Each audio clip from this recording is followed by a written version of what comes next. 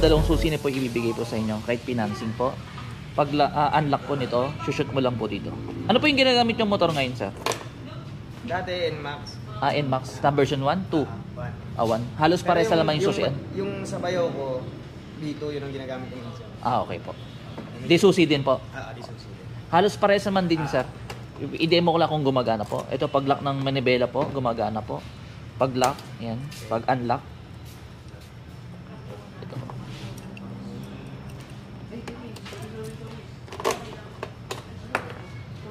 pag start, sir, hintayin nyo muna mataos yung load at may preno sa likod or sa unahan. Yan po. Always on po yung headlight. LED na po. Signal light, left side, right side. Hazard sa unahan, meron po.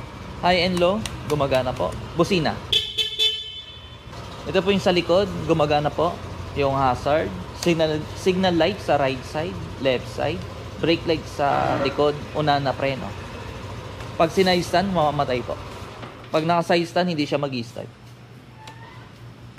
Bilhin nyo na lang po ng screen protector. Kasi ano lang po to eh. Stock lang. Para hindi magasgasan muna. Ito lang po yung tinanggal ko. Nakikita sa panel po, ito yung oras. Wala na po siya pinipindot po dito. Or dito. Ito po. Dito po siya yung pinipindot. Click mo lang po. Fuel, eco, average, fuel, voltmeter. Click lang, sir. Trip. Bell trip. Odo. Matagal. Good sir, 1247. Nagbi-blink na po. Yung pag-reset sir ng ano, ng namin change oil. Ito po, sir. Set ko lang po yung oras.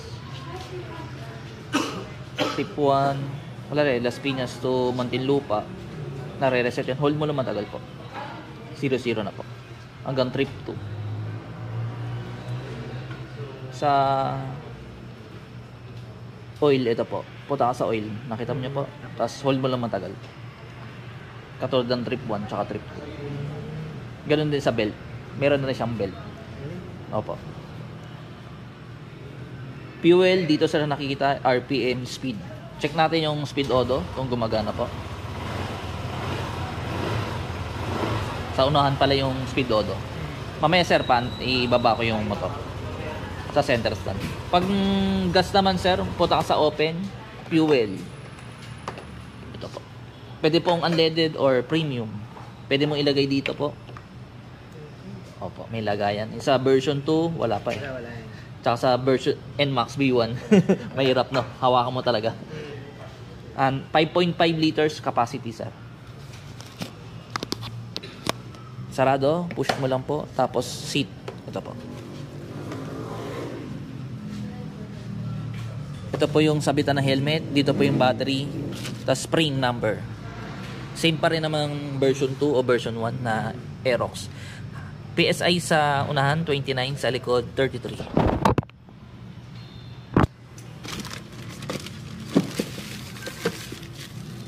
Ay, tinanggal yung ano, Y-Connect? Opo, sir. Ito yung sa Y-Connect. Opo. Ito yung Y-Connect para hindi malobat. Ito po yung unang change oil, sir. Ito yung coupon. 6 coupon to, sir, kung hindi ako nagkakamali. Free yung service, pero yung oil binibili. For change oil, sir, first, 1,000 odo or 1 month. 900 ml pa rin naman. Katulad ng version 1 tsaka version 2. Tsaka gear oil, isang piraso po. Na 100 ml. Tapos may radiator, coolant dito po. Yes po. Opo.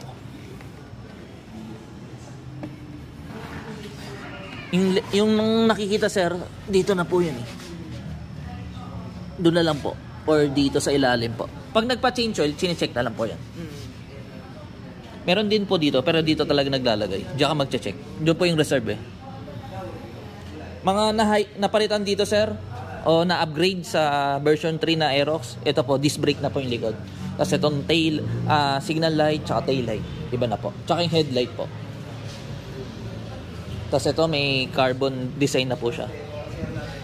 Bili ka na lang, sir, ng fender extension dito. Kasi yung, wala rin, muulan, talsik, yung mga putik, pupunta doon sa taas.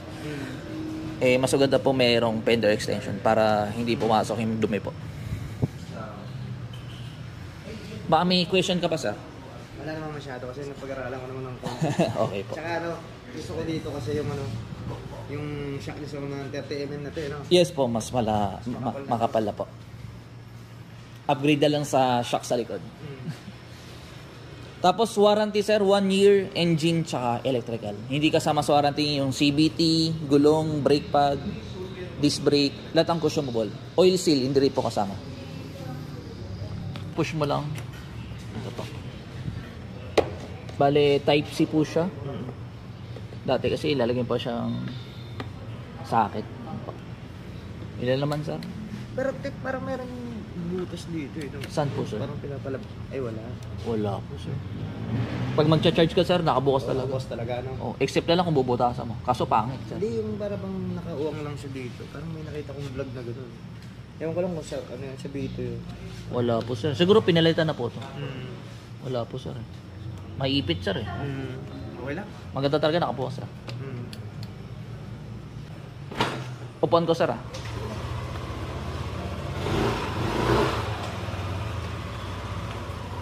Bama. Yan, sir. Gumagana, sir. Speed auto. May break-in period pala to, sir. For 500 odo, 60 lang yung maximum na takbo. Tapos pag nag 501, pwede na sa 80 yung takbo. Hanggang 1,000. Pag naka 1,000 odo, yun. Tapos na yung break-in period. Dili sa Gaytay. Pwede na, sir. Seat height 790mm. Tsaka mas maganda yung Kasi taas pa rin ba siya ng B2? Mas mababa ng konti. pares lang, sir. Oh, iba lang yung design ng upuan. Tanggalin mo yung plastic, wag na. Yes, sir. Para maano. Check natin baka may butas. Lagay ko lang po dito. Yan, sir. Itahin na. Tsaka mas malambot compare sa dati. Okay na yan, sir.